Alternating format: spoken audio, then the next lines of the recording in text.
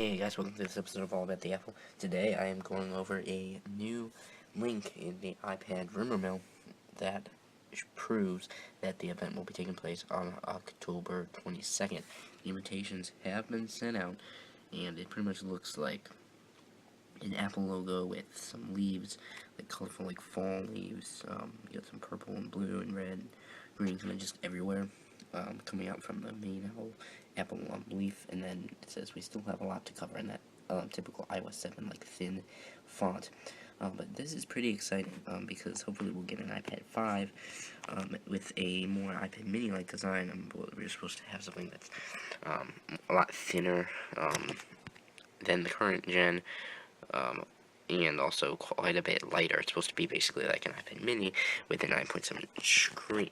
It's supposed to have Touch ID in the home buttons, so we should see a little bit smaller of home button, but with the Touch ID sensor, the one that's in the iPhone 5S. And as far as cameras go, we should be able to see a 8-megapixel iSight camera in the iPhone 5. In the iPad 5, the same one that is in the iPhone 5 and the iPhone 5C. I don't think they're going to go all out with the camera like they did with the iPhone 5S. But who knows, maybe they will. That would be pretty cool, even though iPads really aren't the best cameras. But Apple may do that anyway, just because they want to add it as a cool new feature.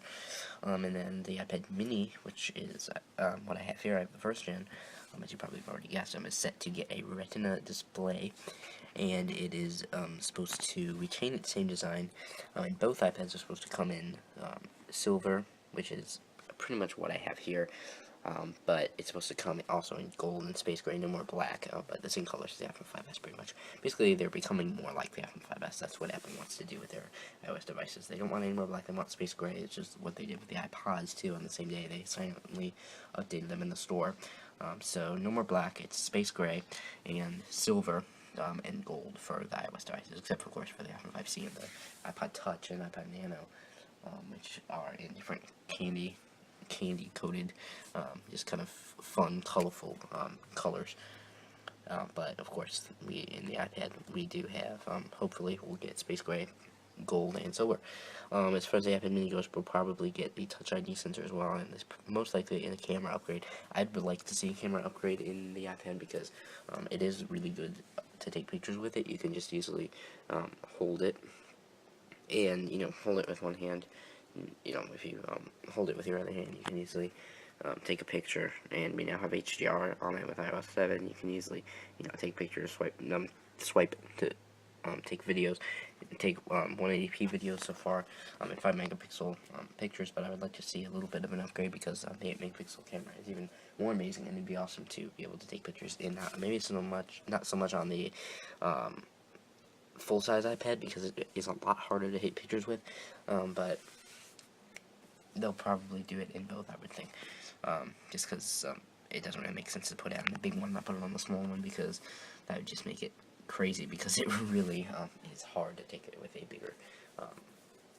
bigger size, even though you would have a bigger viewfinder for your camera, so it kind of depends on personal preference. Another thing that the iPad 5 should get, not the iPad mini, the iPad 5 should get the 64-bit A7 processor.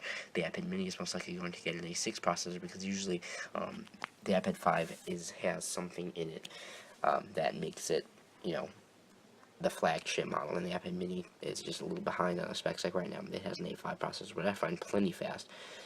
But in the iPad with Retina display, the 4th generation iPad, it has an A6X processor, so usually the processor is just a little bit faster.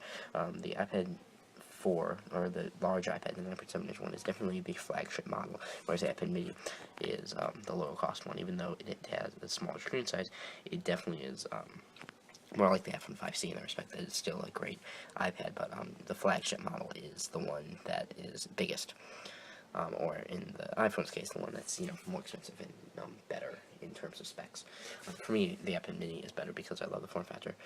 So I am very excited for the new iPads. I think they will be awesome. I'm really looking forward to the October 22nd event. Again, that is on October 22nd. It's taking place at 10 a.m. Pacific time, 11 a.m. Mountain time, and then we have right at noon for Central Time, and then 1 p.m. same time as the iPhone event for us in Eastern Time. So be sure to check out my channel on that day. I will have a video reviewing the new specs and features. And until then, hope you enjoy the week in between as we anxiously wait. We only have like 6 more days now. And then the Apple rumor mill should be shut down for a little while until next year, when we start circulating about the iPhone 6 and the iPad 6. And then we'll actually be on the same number. That would be quite interesting. If they had the iPhone 6 and the iPad 6. That'd be pretty cool. Right now we're on the iPad 5, iPad Mini 2, and hopefully we'll see all the expected rumored features on Tuesday's event. Until then, thanks for watching, and be sure to subscribe, like, and comment. Let me know what you think is going to be in the next iPads, and let me know what features you really want. Even if they're not likely to be, let me know what features you think they should include, and why.